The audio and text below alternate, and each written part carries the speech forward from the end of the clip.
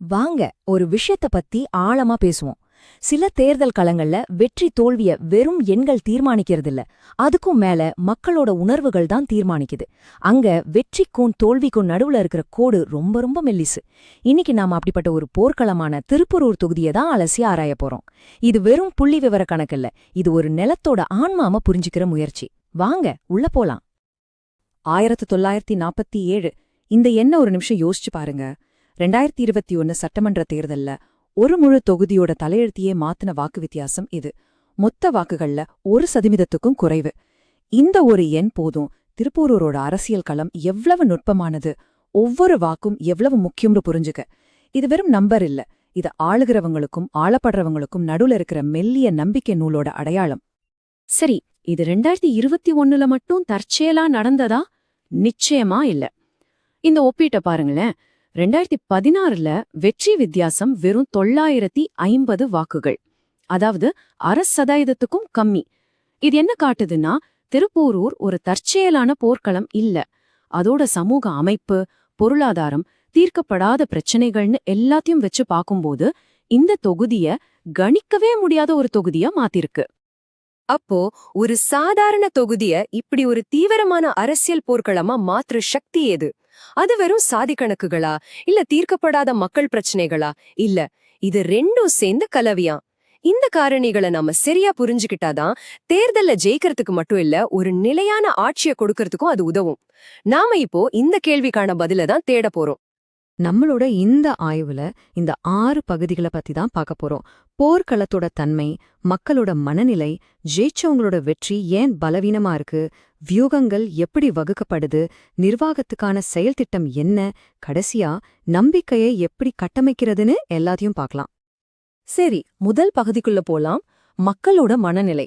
ஒரு நிலத்தை ஆளணும்னா முதல்ல அந்த மண்ணையும் அந்த மக்களோட மனசையும் புரிஞ்சுக்கணும். திருப்பூரூர்ல யார் இருக்காங்க, அவங்களோட அன்றாட போராட்டங்கள் என்ன? திருப்பூரூரோட அரசியலை தீர்மானிக்கிறதுல அதோட சமூக அமைப்புக்கு ஒரு பெரிய பங்கு இருக்கு. இங்க கிட்டத்தட்ட 31% தலித் சமூக மக்களும் கணிசமான அளவுல வன்னியர்களும் இருக்காங்க. இந்த 2 சமூகங்களோட வாக்குகள் தான் வெற்றியை தீர்மானிக்கிற சக்தியா இருந்திருக்கு. ஆனா இப்போ நிலைமை மாறிட்டு வருது. பாரம்பரிய வாக்கு வங்கிகள் உடைய ஆரம்பிச்சிருக்கு. புதுசா வர்ற இளம் வாக்காளர்கள், நகரமயமாக்கல், பொருளாதார வளர்ச்சி மேல இருக்கிற ஆர்வம், இதெல்லாம் பழைய சாதி விசுவாசங்களை தாண்டி வளர்ச்சி, நிர்வாக திறமை மாதிரியான விஷயங்களை நோக்கி அவங்க கவனத்தை திருப்புது. இந்த மாற்றம்தான் இந்த தொகுதியோட கணிக்க முடியாத தன்மைக்கு முக்கியமான காரணம்.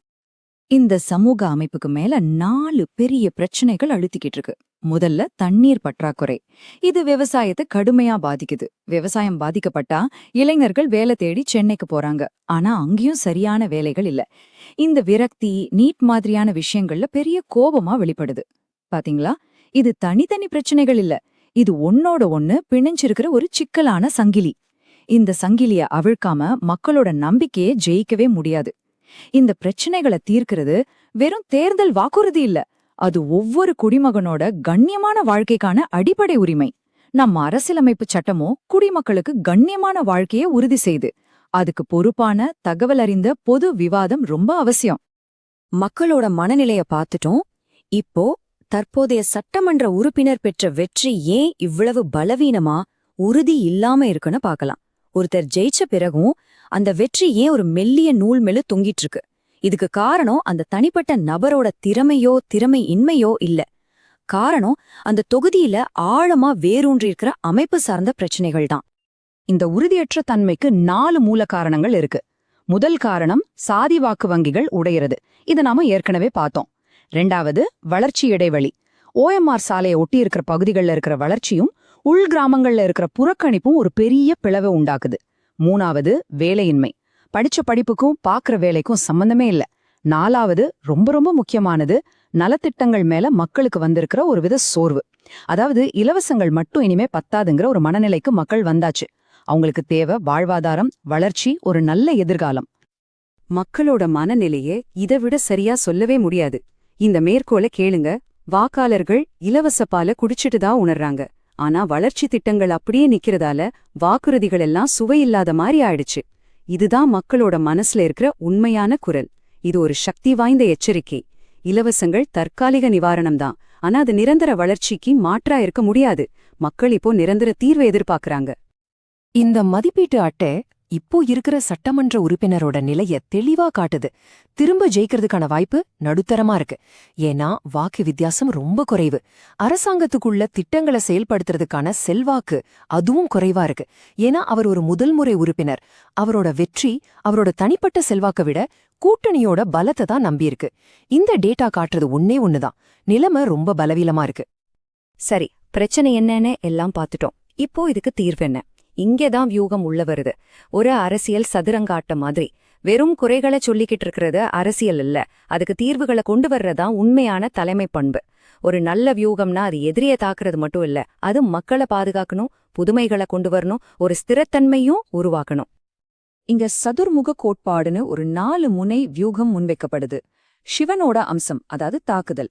இது வெறும் அரசியல் தாக்குதல் இல்ல, ஆதாரங்களோட எதிர்க்கட்சிகளோட வளர்ச்சி திட்ட தோல்விகளை மக்களுக்கு புரிய வைக்கிறது. விஷ்ணுவோட அம்சம், அதாவது ஸ்திரத்தன்மை. ஆளும் கூட்டணியோட சேர்ந்து நின்னா பெரிய திட்டங்களை தொகுதிக்கு கொண்டு வர முடியும்னு நம்பிக்கை கொடுக்கறது. பிரம்மாவோட அம்சம், அதாவது புதுமை. இளைஞர்களோட வேலையில்லா பிரச்சனைக்கு டெக்னாலஜி சார்ந்த திறன் மேம்பாட்டு மையங்களை உருவாக்குறது. கடைசியா துர்க்கையோட அம்சம், அதாவது பாதுகாப்பு. நலிவடைஞ்ச சமூகங்களோட உரிமைகளுக்காக நின்னு அவங்களுக்கு ஒரு பாதுகாப்பு உறுதி செய்யறது. இந்த 4ம் ஒன்னு சேரும்போதுதான் அது ஒரு முழுமையான வியூகமா மாறும். வியூகம்ங்கிறது ஒரு திசைக்காட்டி மாதிரிதான். ஆனா மக்களுக்கு தேவை ஒரு தெளிவான பாதை. அதுதான் நிர்வாகத்துக்கான ஒரு செயல் திட்டம். இங்க வெத்து வார்த்தைகளுக்கு இடமே இல்ல. எண்கள், திட்டங்கள், காலக்கெடுவோட ஒரு தெளிவான ப்ளூ பிரிண்ட் கொடுத்தாதான் மக்கள் நம்புவாங்க. முதல்ல இந்த நம்பரை பாருங்க, 471 கோடி ரூபாய். இது ஒரு பெரிய தொகை. ஆனா இது வெறும் நிதி ஒதுக்கீடு இல்ல, இது திருப்பூரூரோட பல வருஷ தாகத்தை தீர்க்க போற ஒரு முதலீடு. கோவலம் நீர்த்தேக்க திட்டத்துக்காக முன்மொழியப்பட்டிருக்கிற பட்ஜெட் இது. அந்த 471 கோடி ரூபாய் 5000 ஹெக்டேர் விவசாய நிலங்களுக்கு உயிர் கொடுக்கும். விவசாயிகளோட வாழ்க்கையில ஒரு நம்பிக்கையை கொண்டு வரும். அது மட்டும் இல்ல, சென்னை நகரத்தோட குடிநீர் தேவைக்கும் இது உதவும். இப்படி ஒரு பெரிய எண்ணெய் மக்களோட அன்றாட தேவையோட இணைக்கும் போதுதான் அது வெறும் வாக்குறுதியா இல்லாம ஒரு வாழ்க்கை ஆதாரமா மாறும். இந்த செயல் திட்டம் 3 முக்கியமான தூண்கள் மேல நிக்குது. மொத தூண் நீர்த்தேக்க திட்டம், இது தண்ணீர் பிரச்சனையை தீர்க்கும். 2வது தூண் கேளம்பாக்கம் புறவழிச்சாலை, இது டிராஃபிக்கை குறைச்சு நேரத்தை மிச்சப்படுத்தும். 3வது தூண் திறன் மேம்பாட்டு மையம், இது இளைஞர்களுக்கு உள்ளூர்லயே வேலைவாய்ப்பு உருவாக்கும். ஒவ்வொரு திட்டமும் ஒரு குறிப்பிட்ட பிரச்சனைக்கு தீர்வு சொல்லுது.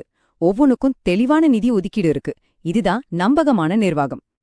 கடைசியா ரொம்ப ரொம்ப முக்கியமான ஒரு விஷயத்துக்கு வர்றோம், நம்பிக்கை. தேர்தல்களுங்கிறது வெறும் கணக்கில்ல, அது மக்களுக்கும் அவங்க பிரதிநிதிக்கும் நடுவுல உருவாகிற ஒரு உண்மையான பிணைப்பு. திட்டங்களை அறிவிக்கிறது சுலபம், ஆனா மக்களோட நம்பிக்கையை சம்பாதிக்கிறது தான் ஒரு தலைவரோட உண்மையான வெற்றி. இந்த நம்பிக்கை வெளிப்படைத்தன்மையிலிருந்தும் மக்களோட கருத்துக்கு மதிப்பு கொடுக்கறதுல இருந்தும் தான் வரும். உதாரணத்துக்கு, இந்தியாவோட புதிய டிஜிட்டல் தனிநபர் தரவு பாதுகாப்பு சட்டம் குடிமக்களோட ஒப்புதலுக்கும் தனி உரிமைக்கும் முக்கியத்துவம் கொடுக்குது. இதே மாதிரி ஒரு அணுகுமுறை நிர்வாகத்திலையும் தேவை. திருப்பூரூர் நமக்கு ஒரு முக்கியமான பாடத்தை கத்துக் கொடுக்குது. இன்னைக்கு அரசியல்ல வெற்றிங்கிறது ஒரு தேர்தல்ல ஜெயிக்கிறது மட்டும் இல்ல, அது மக்களோட பிரச்சனைகளை தீர்க்கறதுக்கான உரிமையையும் அதிகாரத்தையும் ஜெயிக்கிறது. அந்த அதிகாரத்தை சரியா பயன்படுத்தும் போதுதான் ஒரு அரசியல்வாதி உண்மையான மக்கள் தலைவரா உயர முடியும். அப்போ வாக்குறுதிகளாலான ஒரு செயல் திட்டம் உடைஞ்சு போன நம்பிக்கையோட அடித்தளத்தை திரும்பவும் கட்ட முடியுமா? முடியும்.